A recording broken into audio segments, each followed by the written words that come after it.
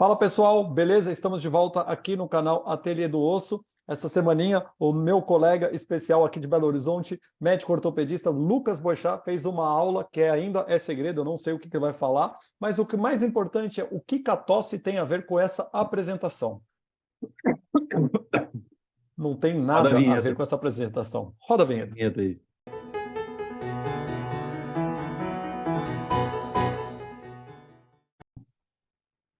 Pois é, pessoal, hoje a aula é minha, não é muito uma aula do ortopedista, não, é mais de um médico generalista, mas é uma aula muito interessante. Esse aí é o título da aula. Marcelo, a aula é sobre o quê então, hein? Se esse é o título. Putz, grilo, aí é sacanagem, né? Eu estou sendo pego de surpresa aqui, mas tá com cara de... Sei lá, isso daí tá com cara de melatonina. É, o povo vai acreditar mesmo se não sabia qual que era o tema da aula. É melatonina. Pode passar, por favor. Então, pessoal, essa é a fórmula da melatonina. Melatonina, na verdade, ela é uma substância derivada de um aminoácido básico, que é o triptofano, no caminho de se tornar melatonina, passando pela serotonina, que é esse neurotransmissor muito conhecido e muito primitivo, né? Se tem gente aí que assiste o canal e gosta daquele psicólogo que fala muito na internet, o Jordan Peterson, lá do Canadá, ele fala da função da serotonina nas lagostas, é interessantíssimo, né? Mas isso para mostrar que é uma substância extremamente antiga, tanto a serotonina quanto a melatonina. E esse vai ser o tema da aula de hoje. A gente vai falar sobre a evolução da melatonina, que é bastante surpreendente. Isso me caiu no colo por algum motivo aí recentemente, e eu achei bem legal, equivale um vídeo. Pode passar, por favor. Então, pessoal, a descoberta da melatonina vem lá mais ou menos de 1917, quando um pesquisador ele pegou a glândula pineal da cabeça da vaca, lá do cérebro da vaca, triturou essa glândula, e por que motivo eu não sei, mas ele deu para os gerinos, e percebeu que os gerinos apresentavam despigmentação da pele quando expostos ao extrato da pineal. Mas foi em 1959 com um dermatologista, disse que o cara era um super cientista, né, esse Aaron Lerner, que lá na Universidade de Yale criou o termo melatonina. Esse cara ele queria manipular a pigmentação da pele. E ele conseguiu isolar a substância, deu o nome e achou que essa era a chave da pigmentação da pele humana. Infelizmente, não foi isso que aconteceu, né? Não foi a chave do sucesso do que ele queria, mas ele descobriu ou isolou uma substância que veio a se tornar extremamente conhecida e importante décadas depois.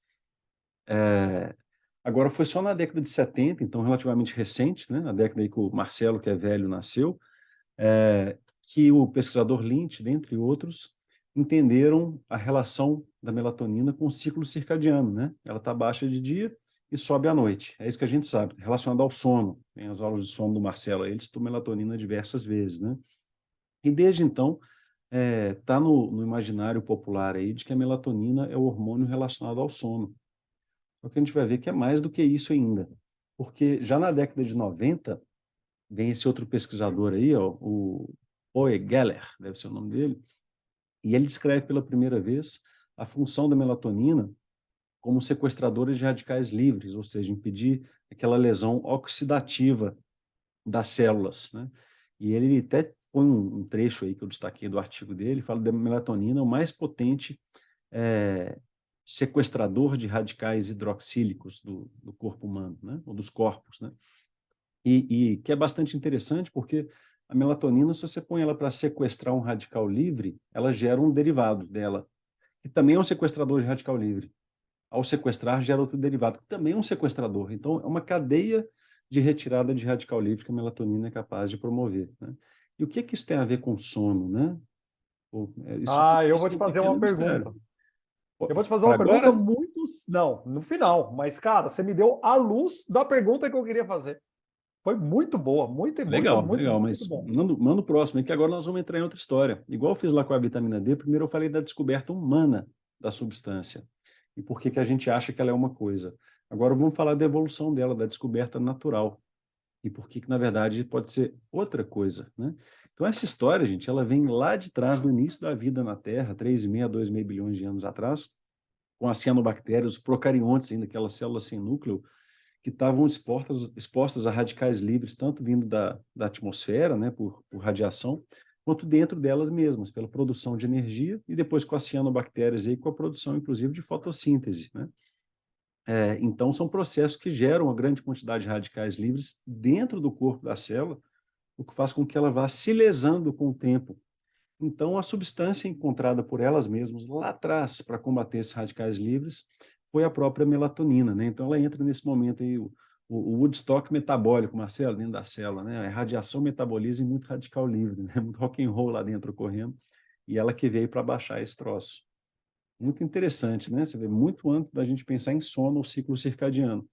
E aí, essas células, esses procariontes, começando a se tornar eucariontes aí, como as cianobactérias, ou aquelas, esqueci, as bactérias roxas, né, não verdes lá, que faziam as cianobactérias faziam a fotossíntese, a outra fazia o metabolismo, tal como a gente conhece, né, do ciclo metabólico. Como é que chama isso? Do consumo, ciclo de Krebs, que são as Ciclo do mitocôndrias. ácido cítrico. Obrigado, que são as mitocôndrias, né? Então, essas eram células que estavam por aí, as células mais desenvolvidas iam comendo ela, eventualmente, uma célula comeu uma dessas outras célulazinhas aí e formou-se uma reação simbiótica ali, ao invés de digestão, né? Ao invés de destruir, elas começaram a trabalhar juntas. Eu te forneço energia, eu te forneço substrato e você me fornece energia, né? E desde então, as células todas aí, de todos os animais e todas as plantas, né, têm essas célulazinhas lá dentro, escondidas dentro da gente, né, que são as mitocôndrias. Elas têm um DNA, um RNA diferente do nosso. E é aí que está a maior quantidade de melatonina que a gente tem no nosso corpo. O que é muito doido, porque isso então está no corpo humano inteiro, está na natureza inteira. Marcelo, no corpo humano só tem um lugar, só tem uma célula em que você não vai ter essa melatonina endógena. Qual que é? Espermatozoide. Não, espermatozoides têm. Hemácia. A hemácia, ela na sua produção, ela ejeta, né? Ela ejeta núcleo, ejeta muita organela, vai para a corrente sanguínea para morrer, né? Para levar o oxigênio ali e depois morrer. Pode passar, por favor. Desculpa a tosse aí, pessoal, saindo da gripe. Então, olha que interessante, esse é um gráfico parecido com o que eu mostrei da vitamina D, mostrando aqui em cima as plantas, né? O reino das plantas, e embaixo o reino animal. E no meio aqui estão os procariotas, essas células sem núcleo lá desde o início, né? Então, que a melatonina já desde lá de trás funciona como um antioxidante, e à medida que vai surgindo nas plantas, vão surgindo nos animais, ela continua tendo uma função antioxidante extremamente importante dentro da célula, assim, nível celular mesmo, né? Mas depois ela começa a funcionar como um sinalizador, assim como a vitamina D, que surgiu para proteger da radiação solar, depois a célula entendeu, a natureza é esperta, né? Pô, esse troço está aqui, sobe quando tem sol, desce quando tem. Então, o ciclo metabólico de muitas células também varia conforme a hora do dia. Então, o corpo, ele adquiriu isso aí, falou, pô, essa melatonina é um bom indicador para mim, né? Então, começa a funcionar no reino animal, por exemplo, como regulador da imunidade, desde muito tempo atrás. Então, a gente pega essa minhoquinha esquisita, essa lampreia, sei lá o que é isso aqui, ó. Depois, para regular o ciclo circadiano, a partir da estrela do mar já funciona, né? E funções mais modernas, e que a partir dos peixes, como regulação do sono. Então, o ciclo circadiano, na verdade, não quer dizer sono, inclusive melatonina em alguns animais, ela faz o contrário, ela sobe durante a vigília, tá?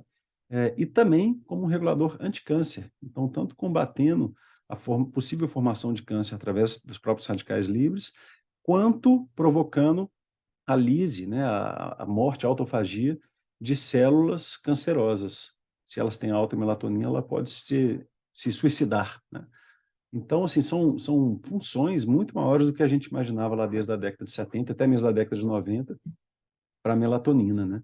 Então, isso é legal demais, porque a maior parte da melatonina que a gente tem, talvez em uns 99%, não são para regulação do sono.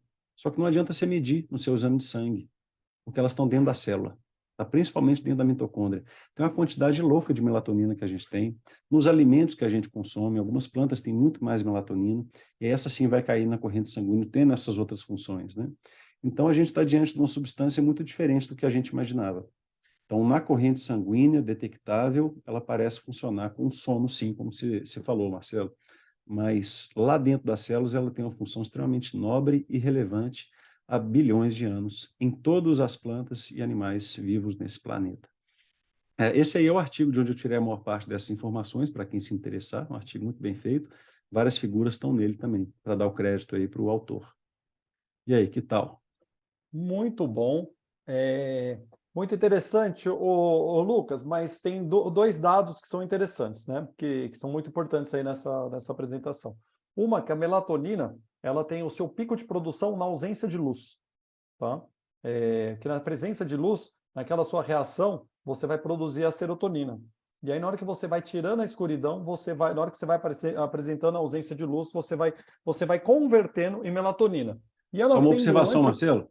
Ah, Isso é o pico de produção na nossa glândula pineal, tá? Então, tá. cuidado com a informação. Agora a gente vai ter que dividir mais ou menos a melatonina entre extracelular e intracelular. Você está falando da extra, produzida por uma glândula endócrina, né? Tá. E aí, essa melatonina que é produzida teoricamente à noite, ela pode ter uma ideia biológica muito importante, tá? Com essa sua apresentação. Aí você consegue responder uma coisa muito legal. Por quê? Porque na hora do sono, você precisa de um sistema antioxidante muito importante. E talvez naquele sistema linfático onde você está absorvendo, limpando, você precisa que o seu sistema antioxidante seja maior, tenha uma maior potência.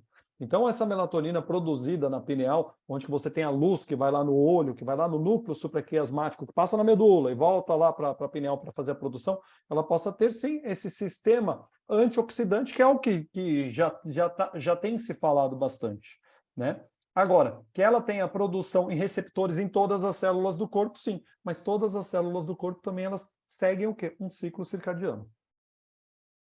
Mas aí a história do ovo da galinha está respondida. Quem veio primeiro foi o antioxidante, né? E, Sim.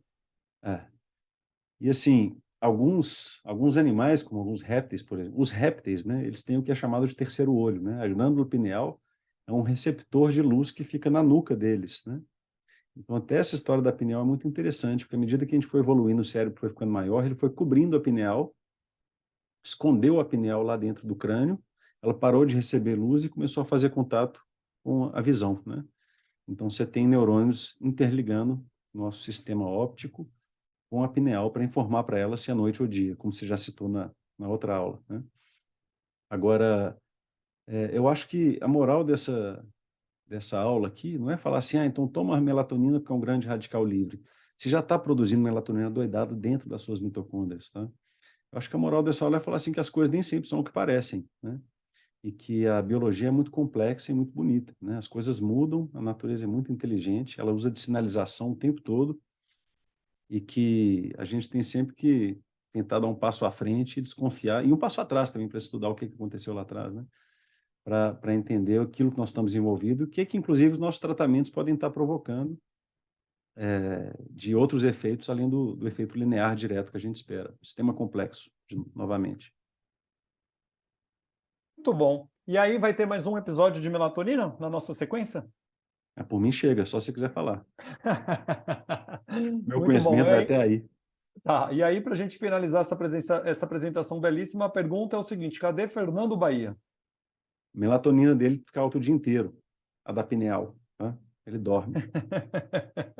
Muito bom. Valeu, dê o like se você curtiu esse vídeo, compartilhe com seus amigos, essa é uma informação muito legal. Esse vídeo não tem o intuito de fazer com que vocês saiam suplementando melatonina. E tomem cuidado com qualquer tipo de suplemento que é produzido por diversas marcas que eles também possam conter contaminantes. Tá? Então, sempre olhe com carinho de qual a empresa que vocês vão suplementar, que isso também tem uma importância bem grande, e a gente sabe que alguns produtos contêm contaminantes, porque ela tem uma ação, sim, na fase do ciclo circadiano, principalmente na fase noturna. É legal, Marcelo, só para fechar aqui, eu fiz uma pesquisa aí na internet brasileira, né, YouTube e tal, não achei nenhum vídeo, nenhum texto falando essas informações que nós estamos passando aqui. Parece que isso é meio inédito, é uma coisa bem recente mesmo, deve estar sendo discutido em congresso e tal, né? Mas compartilhem aí, porque a maioria dos médicos eu tenho certeza que nunca nem ouviu falar nisso. Estou errado? Você que estudou sono? Não, com certeza. Isso daqui é um assunto assim de primeira ordem, assim, é lindo que você está falando, essa evolução. Isso aí é só na equipe do Ateliê do Osso que você vai encontrar vídeos assim. E com direito à tosse. Tchau. Valeu!